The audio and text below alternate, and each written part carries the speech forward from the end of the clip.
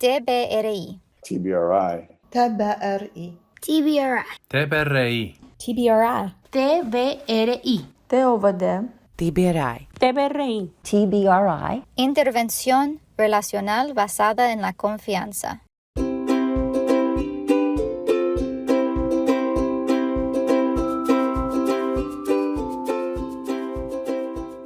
TBRI es una intervención basada en el apego e informada sobre el trauma que está diseñada para satisfacer las complejas necesidades de los niños vulnerables. TBRI utiliza principios de empoderamiento para abordar las necesidades físicas, principios de conexión para las necesidades de apego y principios de corrección para desarmar los comportamientos basados en el miedo. Mientras que TBRI está basado en años de apego, procesamiento sensorial e investigación en neurociencia, el corazón de TBRI es la conexión.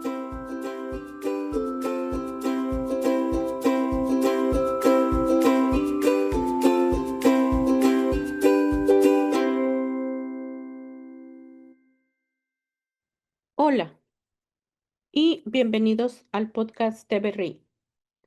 Estás escuchando la temporada 5, audiolibro El niño adoptado. Cómo integrarle bien en la familia.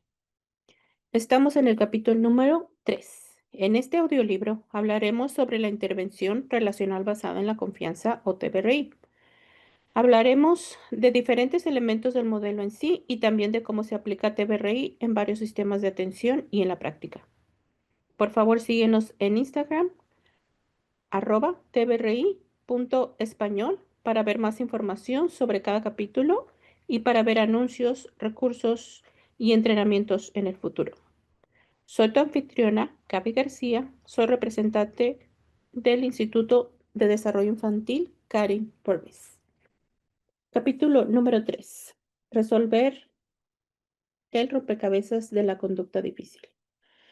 Los niños adoptados o en acogida se merecen una compasión y un respeto muy profundos por lo que pueden haber soportado antes de ser recibidos en su hogar. Algunos de estos pequeños han sobrevivido a experiencias tan terribles que cuesta imaginarlas. Una noche cualquiera, mientras usted cenaba verdura y bistec de ternera, cómodamente, a salvo en su casa y conversando animadamente con la familia, es posible que este niño se hubiera ido a la cama hambriento, sucio y solo, o que incluso hubiera estado revolviendo la basura en busca de comida.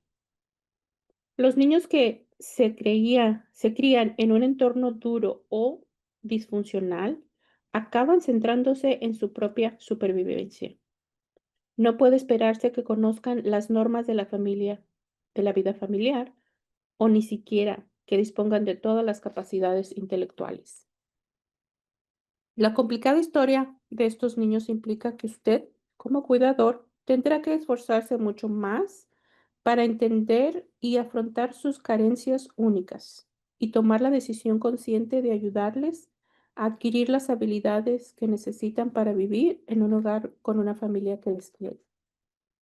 Ciertamente es posible que presenten conductas manipulativas o asertivas, pero en lugar de reñirles o de enojarse por ello, respételes, porque es lo que les ha permitido sobrevivir y seguir adelante en unas circunstancias muy difíciles. Una madre de un niño adoptado a los 18 meses de edad en un orfanato de Europa del Este nos comparte. ¿Crees que adoptar a un niño de estos países es algo maravilloso? Sabes que habrá problemas, pero no tienes ni idea de dónde te has metido. Consultas a profesionales y al final te das cuenta de que ese pequeñín no hace más que buscar y mirar y que está tan desconectado en tantos aspectos. Hay tantas dinámicas ocultas que, hasta que no las aprendas, no puedes ayudarle. Como padre, lo haces lo mejor que puedes, pero sin conocimientos estás destinado al fracaso. Los padres adoptivos pueden tardar bastante tiempo en llegar a vislumbrar el daño que su hijo puede haber sufrido en su vida anterior y cómo se relaciona con las dificultades a las que se enfrenta ahora.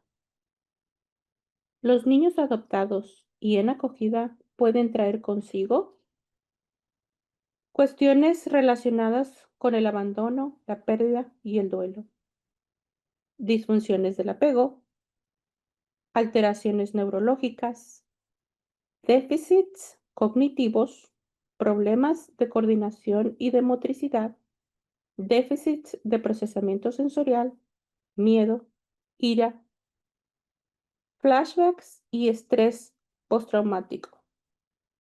Flashbacks, recuerdos, vergüenza, ansiedad, depresión. Irónicamente, los bebés con los déficits físicos y psíquicos más obvios pueden tenerlo más fácil más adelante en la vida, porque los profesores y los padres reconocen inmediatamente que algo va mal y se adaptan a ello. Cuando el daño prenatal o postnatal es más sutil, cuesta más reconocer los déficits resultantes, por lo que los adultos tienden a ser menos compasivos y facilitadores respecto a las dificultades que se enfrentan estos niños. Cuando el niño parece en perfecta condición física, es muy fácil asumir erróneamente que su mala conducta es intencionada y deliberada. Deje a un lado las expectativas preconcebidas sobre cuál debería ser la conducta del niño en función de la edad. Los niños adoptados en situaciones de riesgo parecen tener una edad a nivel físico, pero internamente están recuperando el tiempo perdido emocional, conductual y evolutivamente. Aún están curando heridas que son invisibles a nuestros ojos. No es solo que se hayan perdido meses o años de crecimiento y de desarrollo saludables, sino que además han de desaprender las estrategias desadaptativas que se han acostumbrado a utilizar. Si tienen en cuenta la historia única de su hijo y cómo se ha visto alterado el inicio de su desarrollo, podrá llegar a admirar la fuerza que ha permitido que ese pequeño supere la adversidad y sentir compasión por las dificultades que experimenta ahora.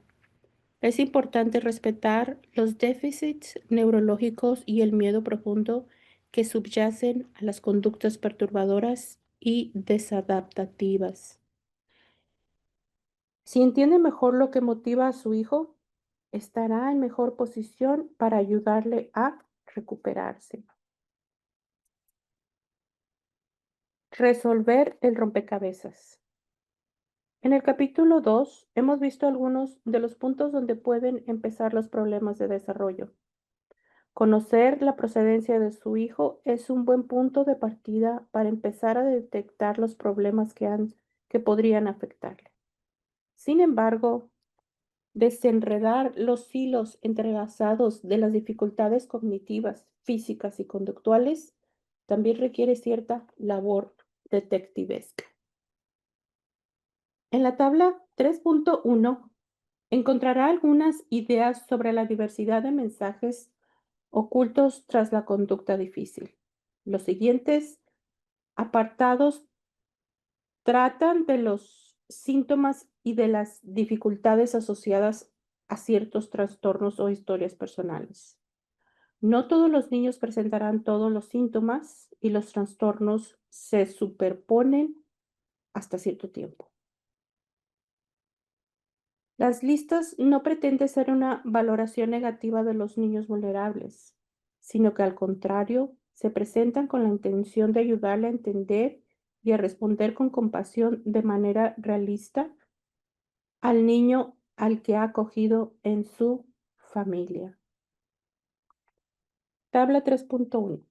Mensajes ocultos tras la conducta de los niños. Cuando el niño rechaza los abrazos, quizá el niño quiera transmitir No he aprendido a procesar el tacto, por lo que me aterroriza que me abracen. He sido maltratado por adultos que me han hecho mucho daño y aún estoy aprendiendo a confiar en los demás. Nunca he experimentado el afecto de un adulto, así que esto es algo nuevo y me asusta.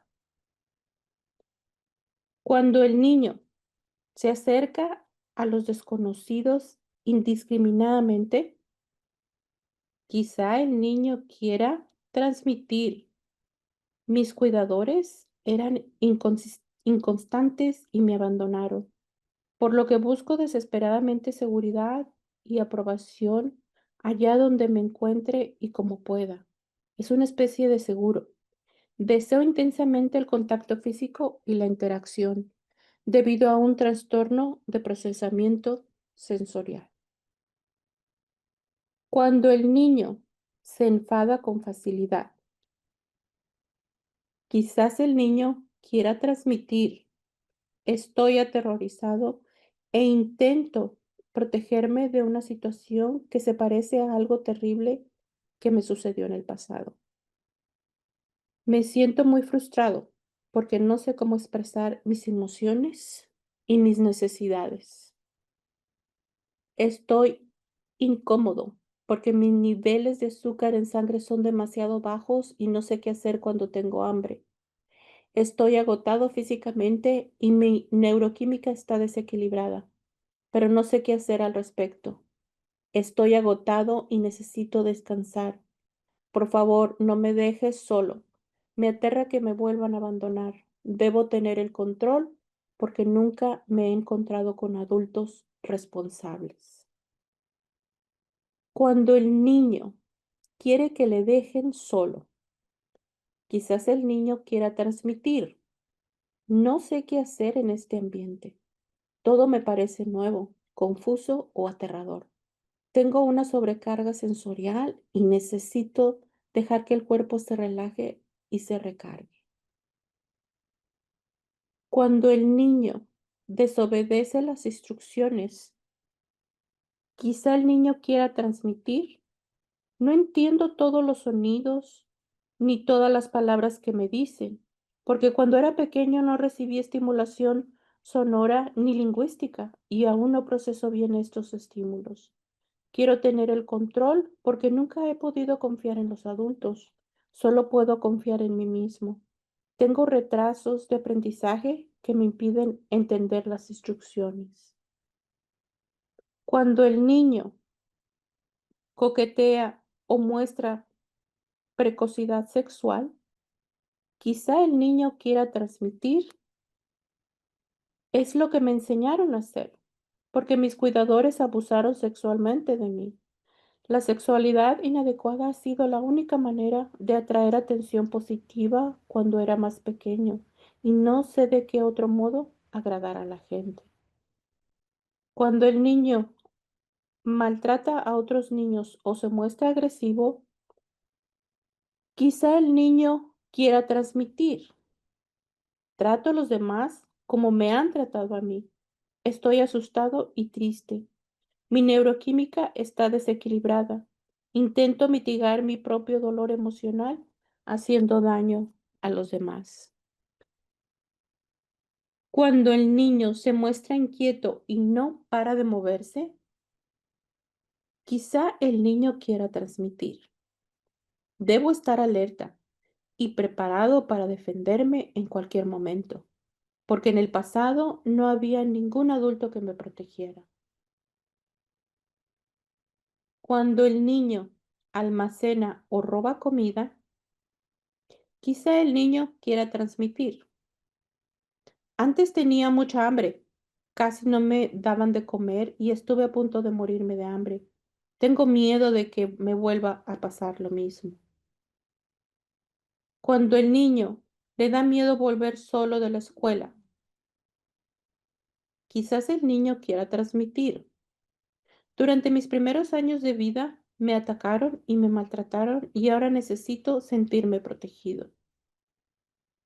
Cuando el niño no puede dormir, quizá el niño quiera transmitir: debo estar alerta y preparado para defenderme en cualquier momento, porque antes nunca sabía cuándo me iban a hacer daño las personas con las que vivía. Mi neuroquímica está en modo huida o lucha y no sé cómo cambiarlo.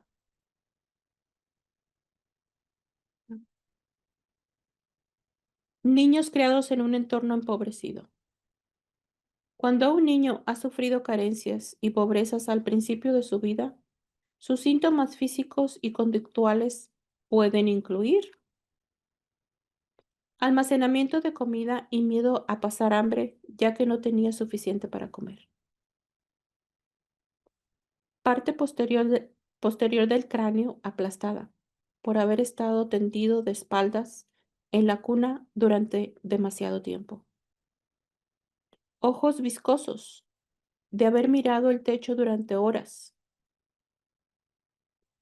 Distintos niveles de trastornos de procesamiento sensorial por falta de estimulación ambiental y por no haber sido abrazado de bebé. Falta de habilidades de apego y de vinculación interpersonal.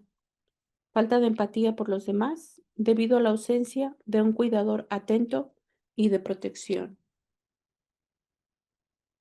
Conductas físicas repetitivas y de autoconsuelo, como de mecerse, tocarse el pelo, chuparse el pulgar, llevar un amuleto, darse golpecitos en una zona de su cuerpo, que le permiten calmar la ansiedad y compensar la ausencia de cuidados, de abrazos o de consuelo emocional. Miedo a las personas y a los lugares nuevos, que pueden revelarse en forma de pupilas dilatadas o contraídas, en el aumento de la frecuencia cardíaca, en salir corriendo con frecuencia, en mostrarse controlador o en hablar con voz de niño pequeño. Conductas dirigidas a agradar, manipulación o triangulación. Poner a un adulto en contra del otro para que satisfagan sus necesidades.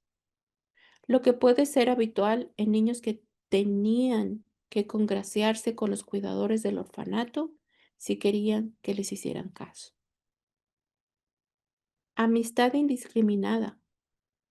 Se acerca a los desconocidos de manera inadecuada, lo que puede deberse a que no se hayan satisfecho las necesidades de contacto físico o la falta de apego. Umbral de dolor elevado. Significa que necesito un estímulo más intenso para que una persona empiece a sentir dolor.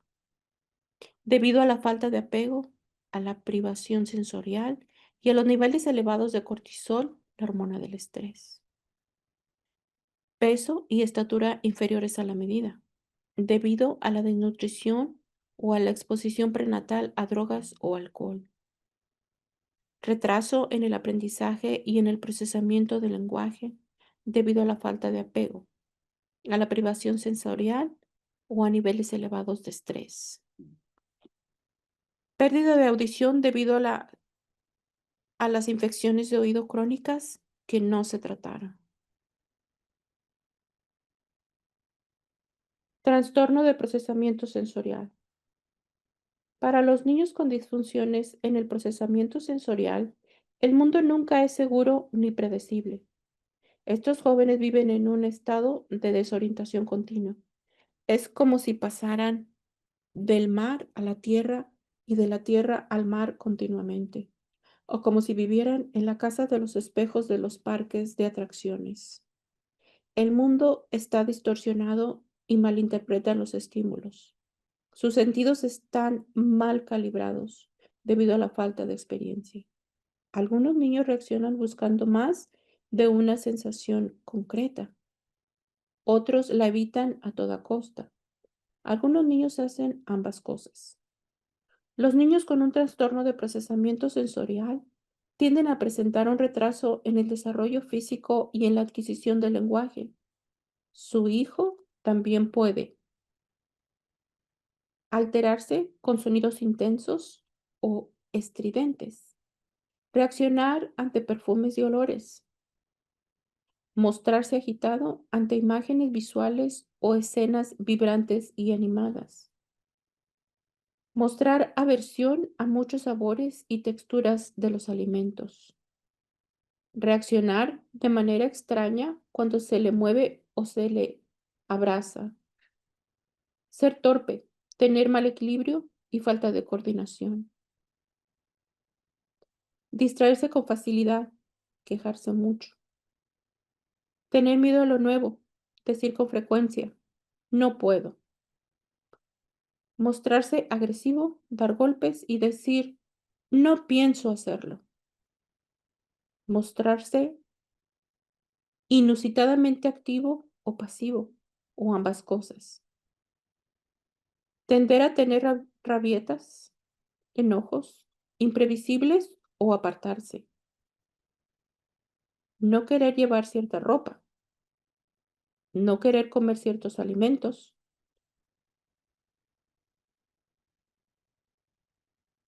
Ser infrasensible al tacto. Ser incapaz de participar en deportes de equipo. Desorientarse cuando sube y baja la cabeza rápidamente.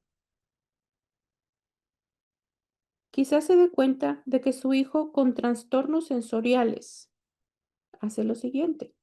Manipula los objetos con la punta de los dedos en lugar de con toda la mano. Evita o busca ensuciarse las manos. Tiene problemas para utilizar y coordinar ambos lados del cuerpo. Le cuesta organizar las tareas académicas, copiar de la pizarra o seguir las instrucciones del maestro. Se deja caer como un saco de patatas o saco de papas cuando le lleva en brazos. Pierde los estribos solo porque los compañeros le empujan un poco en la fila del colegio. Algunos indicios de que un niño ha padecido abusos sexuales. Las conductas de los niños que han sufrido abusos sexuales pueden desconcertar enormemente a los padres. Si su hijo ha sufrido abusos sexuales, puede coquetear o mostrar precocidad en la conducta sexual, dirigida a los cuidadores o a otros adultos. Mostrar miedo intenso a que le toquen personas de un sexo concreto o de ambos, que manifiesta apartándose bruscamente cuando le tocan. Miedo de andar solo o de quedarse solo en un lugar desconocido. Conducta infantil o pegajosa, o sea, todo el tiempo quiere estar pegado a alguien. Síntomas de epilepsia. Hemos llegado a creer que, con frecuencia, no se diagnostica la epilepsia de los niños en situación de riesgo. Algunos de los síntomas de la epilepsia son: el niño se queda mirando al vacío con una cara inexpresiva momentáneamente y entonces vuelve de repente. La cabeza del niño cae hacia adelante durante un segundo y luego recupera la posición vertical. La musculatura del niño se contrae involuntariamente. Suele aparecer con la ansiedad y se parece a la agresividad. Por ejemplo, cuando se encuentra con algo que le da mucho miedo o que le produce mucha frustración, este tipo de convulsiones hace que se le dispare el brazo, como si fuera a dar un puñetazo. El niño tiene vacíos de memoria, como ir a la escuela con la mochila y volver sin ella, pero realmente no recuerda qué ha pasado. Los ojos se giran hacia atrás y el cuerpo se pone rígido. Algunos síntomas de exposición fetal al alcohol. No es raro descubrir que un niño adoptado con necesidades especiales se vio expuesto al alcohol mientras estuvo en el útero. La exposición significativa puede provocar lo siguiente: anomalías faciales, como fisuras en los párpados, ausencia del surco entre la nariz y la boca y labios muy finos, crecimiento atrofiado y tamaño craneal reducido, malformación estructural del corazón, hígado o riñones, problemas de motricidad o convulsiones, déficit cognitivos o funcionales, hiperactividad y retraso en el aprendizaje. Algunos síntomas de maltrato mental o físico. El maltrato o la dureza por parte de los cuidadores puede dar lugar a que el niño presente un retraso en el desarrollo físico, presente un retraso en la adquisición del lenguaje, presente conductas compulsivas de autoconsuelo, como chupar, morder o mecerse, presente conductas hiperactivas, opositoras o autodestructivas, sea, sea incapaz de jugar y se muestre excesivamente tímido, no quiera separarse de los adultos, se deprima, tenga una baja autoestima, presente conductas agresivas y exigentes, o sea, controladoras, u obedientes y pasivas, o sea, disociativas. Síntomas que sugieren déficits neurológicos. Los déficits neurológicos pueden ser consecuencia de una exposición temprana a las toxinas. La hiperactividad y los problemas de atención pueden ser indicios de esta exposición. Otros síntomas pueden ser los siguientes. Cuando se le dan instrucciones secuenciales, por ejemplo, escribe tu nombre y luego haz un dibujo. El niño tiene problemas para seguirlas y hace lo último que se le pide, omitiendo la primera instrucción. Cuando se le pide que copie dibujos sencillos, como círculos o corazones, hace dibujos enrevesados, o sea, dibujos enredados. Para dibujar un círculo, traza un cuarto de círculo, gira el papel, traza otro cuarto de círculo, gira el papel, etc.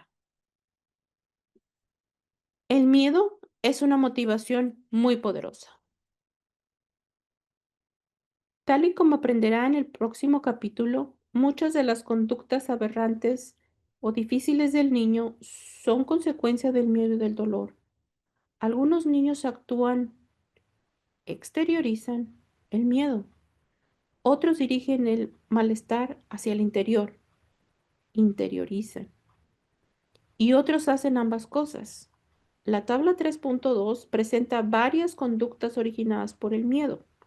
Lo que asusta a un niño puede parecer poco importante para un adulto. Por ejemplo, el miedo a las tormentas es muy habitual en niños que han crecido en orfanatos o en otras instituciones. Quedarse solo en una habitación puede aterrar a un niño con miedo al abandono y acostumbrado a ser abandonado.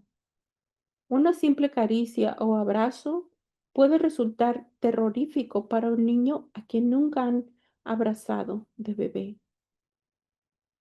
Los fuegos artificiales pueden resultar amenazantes para los niños que han sufrido de privaciones sensoriales y cuyo mundo era prácticamente el silencio o cuya cultura de origen no hacen celebraciones tan vibrantes.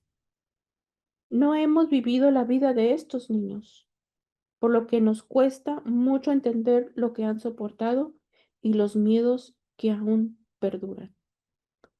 Tabla 3.2. ¿Cómo expresan los niños el miedo y el dolor? Conductas de exteriorización. Irritabilidad, conductas antisociales, ira, furia, agresividad. Conductas de interiorización. Disociación, aislamiento, llanto, tristeza, letargo, depresión. Descifremos algunos ejemplos de conductas difíciles. La conducta de los niños que han sufrido este tipo de daños puede parecer misteriosa, descorazonadora e incluso amenazante. Pueden mostrarse erráticos y pasar súbitamente del afecto a la agresividad. Usted puede encontrarse con hiperactividad o falta de atención, agresión o con el síndrome de abstinencia. Si se olvida de dónde viene el niño y de lo profundo que puede llegar a ser el impacto de la negligencia y del maltrato, puede sentir la tentación de pensar, mi hijo me odia. Sin embargo, recuerde que las conductas inapropiadas están motivadas por traumas anteriores, por limitaciones neurológicas y por el legítimo impulso de supervivencia.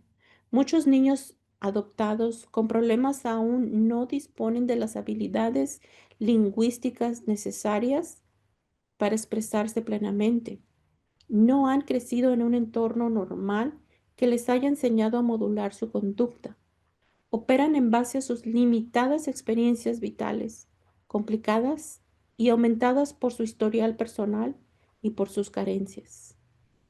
A continuación, encontrará algunos ejemplos de conducta difícil con la explicación de la motivación subyacente. Una niña de 9 años mete la mano en un sartén con aceite hirviendo. ¿El motivo? En la institución rusa en que creció, nunca le permitieron entrar en la cocina. No sabe cómo son las cocinas. Desconoce el peligro de los fogones, estufas, hornos encendidos y siente curiosidad por el proceso de preparar la comida. Siguiente. Un niño de 7 años entra con frecuencia en casa de los vecinos, sin avisar y sin que le inviten. ¿El motivo? Ha vivido solo en la calle y no entiende el concepto de casa y de propiedad privada. No entiende el concepto del núcleo familiar. Una niña de 6 años se enfada, explota y se altera cada vez que le acercan a una piscina o a una bañera. ¿El motivo? Los recuerdos le provocan pánico porque presenció cómo se ahogaba su hermana pequeña. Una niña de 5 años y su madre están en el coche, esperando a que el hermano mayor salga de la escuela. La pequeña está sentada tranquilamente en el asiento de atrás, hasta que un coche de bomberos se estaciona frente a la escuela. La niña se aferra a la madre y salta al asiento delantero, como si alguien hubiera apretado un botón y se hubiera vuelto loca. El motivo: el oído de la niña es extraordinariamente sensible debido a déficits de procesamiento sensorial. Ha anticipado el dolor que la sirena podía causarle y ha tenido una reacción de pánico extremo. Un niño de 8 años está en la fila del comedor de la escuela cuando un compañero le golpea sin querer con la bandeja de la comida. Él responde con un puñetazo. ¿El motivo? El niño se vio privado del contacto físico durante sus primeros años de vida en un orfanato en Rumania, por lo que padece de defensa sensorial. Entiende el golpe como una agresión y respondió en consecuencia. Sintonice con su hijo, juegue a detectives y vigile atentamente las situaciones que provocan reacciones físicas o conductuales en su hijo. Esto le ayudará a responder más efectivamente a las necesidades del niño. Observe cómo interactúa su hijo con el entorno y con el resto de las personas. Estas son algunas cuestiones específicas que puede vigilar. ¿Cómo responde en entornos ruidosos? ¿Y en entornos más tranquilos? ¿Cómo responde al contacto físico? ¿Hay cosas que prefiere tocar o no tocar? ¿Cómo responde al sonido de su voz y a otros sonidos? ¿Qué juguetes o actividades le atraen más?